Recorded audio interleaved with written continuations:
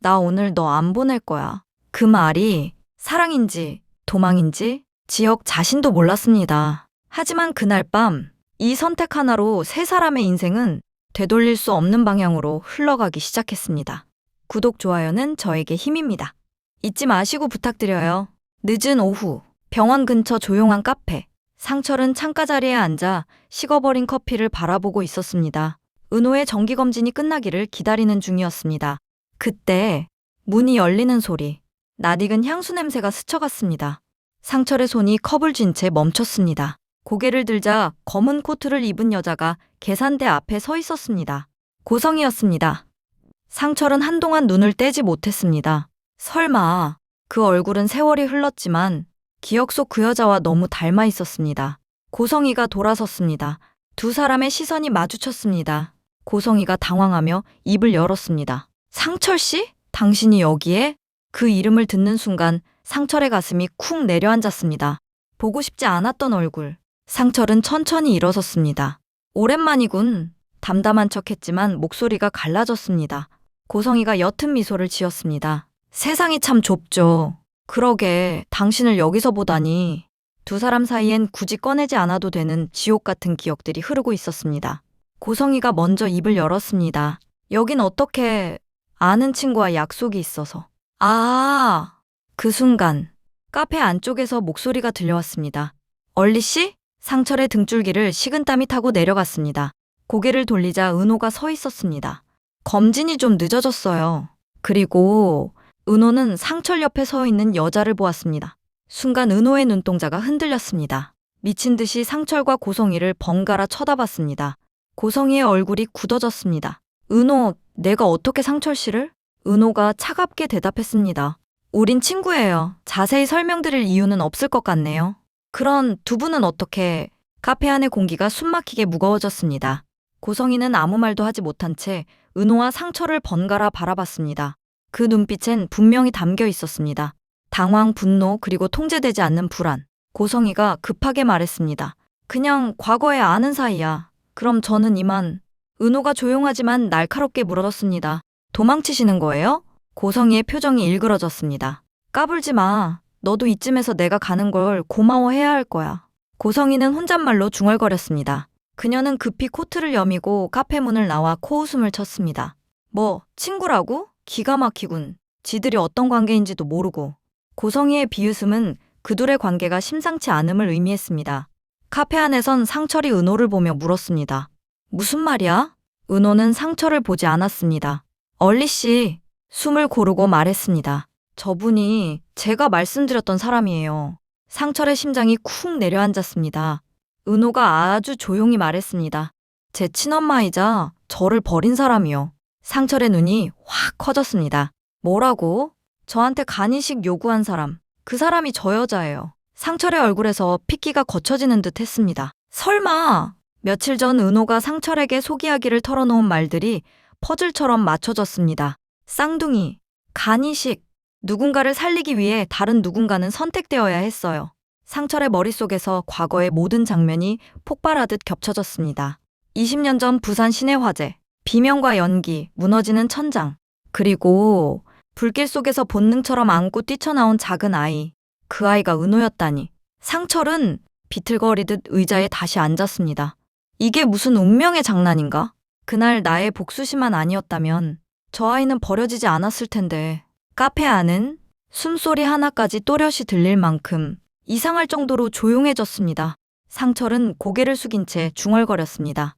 이러면 지혁이는 말끝을 잇지 못했습니다. 그의 머릿속에는 단 하나의 결론만이 선명해지고 있었습니다. 안 돼. 은호와 지혁이는 절대 안 돼. 그때 은호가 상철을 똑바로 바라봤습니다. 조심스럽지만 피하지 않는 눈빛이었습니다. 왜 그러세요? 상철은 고개를 들지 못했습니다. 아무것도 아니다. 얼리 씨, 혹시 저한테 말 못할 얘기라도 있는 거예요? 상철은 대답하지 못했습니다. 그 침묵이 모든 걸 말해주고 있었습니다. 이 진실이 드러나는 날 아들은 사랑을 잃게 될 것이고 자신은 또 한 번 아이를 잃게 될 거라는 것을. 늦은 밤 비가 내리고 있었습니다. 지혁은 아버지가 부른다는 말에 별 생각 없이 집으로 들어섰습니다.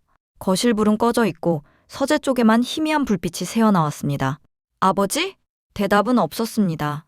지혁이 서재 문을 열자 상철은 창가에 서서 비 내리는 밖을 보고 있었습니다. 등을 보인 채 한참을 말이 없던 상철이 낮게 입을 열었습니다. 앉아라. 지혁은 그 말투에서 이미 평소와 다르다는 걸 느꼈습니다. 무슨 일 있어요? 상철은 천천히 몸을 돌렸습니다. 표정은 차분했지만 눈빛은 낯설 정도로 단단했습니다. 은호. 그 이름 하나에 지혁의 어깨가 미세하게 굳었습니다. 왜요? 상철은 잠시 침묵하다가 결정하듯 말했습니다. 그 아이랑 정리해라. 공기가 순간 멎었습니다. 지혁은 자기가 잘못 들은 줄 알았습니다. 뭐라고요? 말 그대로다. 더 깊어지기 전에 끝내. 상철의 목소리는 흔들리지 않았습니다. 지혁의 얼굴에서 핏기가 빠져나갔습니다. 왜요? 갑자기 왜 그런 말씀을? 상철이 차갑게 말을 잘랐습니다. 이유를 알아야 하나? 아버지가 하지 말라면 그만두는 게 맞는 거다. 지혁의 눈이 서서히 흔들리기 시작했습니다. 지혁은 한 걸음 앞으로 나섰습니다. 그건 아버지 생각이잖아요. 제 마음이에요. 상철이 쓴 웃음을 지었습니다. 마음? 그게 문제다. 그 아이는 내가 감당할 수 있는 사람이 아니야. 지혁의 목소리가 떨렸습니다. 아버지, 은호가 어떤 사람인지 알고 하시는 말씀이에요? 상철이 너무 빠르게 대답했습니다. 안다. 그래서 말하는 거다. 그 속도가 오히려 모든 걸 말해주고 있었습니다. 지혁은 아버지를 똑바로 바라봤습니다. 그럼 더더욱 제가 놓을 수 없어요. 상철의 얼굴이 굳어졌습니다. 처음으로 감정이 섞인 목소리로 말했습니다. 지혁아, 이건 사랑 이야기로 끝날 일이 아니다. 지혁은 숨을 크게 들이쉬었습니다. 아버지는 은호한테 뭘 알고 계세요? 그 질문에 상철의 눈이 순간 흔들렸습니다. 지혁은 그걸 놓치지 않았습니다. 왜 갑자기 정리하라는지 이유를 말해주세요. 설명도 없이 이렇게 자르듯 말하는 게 아버지가 늘 말하던 어른의 방식이에요? 지혁이 목소리를 높였습니다. 저 다시 어렵게 은호에게 다가가고 있어요. 2번 다시 은호에게 상처 주지 않을 거고요. 진심으로 은호 좋아해요. 상철이 말을 잘랐습니다. 그래도 그 아이는 안 된다. 지혁은 거의 매달리듯 물었습니다. 왜요? 피가 섞였어요? 그 질문에 상철의 심장이 쿵 내려앉았습니다. 뭐라고? 그 정도로 절대 안 되는 이유 아니면 전 못 물러나요. 상철이 힘겹게 말했습니다. 미안하다. 지혁의 눈이 붉어졌습니다. 무슨 뜻이에요, 아버지? 미안하다는 말 지금 하지 마세요. 지혁은 천천히 고개를 들었습니다. 고성이가 은호의 엄마라는 것은 알고 있지? 네. 고성이는 내 과거의 첫 여자였어. 날 버리고 돈 많은 딴 놈에게 갔을 때 난 그 여자에 대한 복수심으로 하루하루를 살았지. 20년 전 부산 시내 화재. 그날 불길 속에서 내가 안고 나온 아이. 지혁의 머릿속에 아버지가 술에 취해 중얼거리던 말들이 번개처럼 스쳤습니다. 아이는 살렸지만 고성이에게는 모른 척했었지. 지혁은 숨을 삼켰습니다. 설마 그 아이가 은호예요? 상철은 대답하지 않았습니다. 지혁의 다리가 휘청였습니다. 그럼 은호는 아버지랑. 상철이 고개를 숙였습니다. 어쩌면 그 아이가 내 딸일 수도 있어. 지혁은 눈물을 참으며 말했습니다. 말도 안 돼.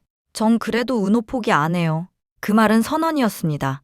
아버지가 숨기는 게 있다면 전 직접 확인할 겁니다. 지혁은 문을 박차고 나갔습니다. 쾅! 문이 닫히는 순간 상철은 그 자리에 주저앉았습니다. 같은 밤, 시내의 허름한 술집. 지혁은 술잔을 비우고 곧바로 다시 채웠습니다. 한 잔, 또 한 잔. 술은 맛도 느껴지지 않았습니다. 중얼거렸습니다. 말도 안 돼. 잔을 내려놓지도 않은 채 계속 말했습니다. 아버지가 착각한 거야. 20년 전 화재가 뭐 어쨌다고. 기억이 다 맞는 줄 알아? 피식 웃었습니다. DNA도 안 나왔잖아. 확실한 증거도 없잖아. 그러나 웃음은 끝까지 이어지지 못했습니다. 잔을 들고 있던 손이 미세하게 떨리고 있었습니다.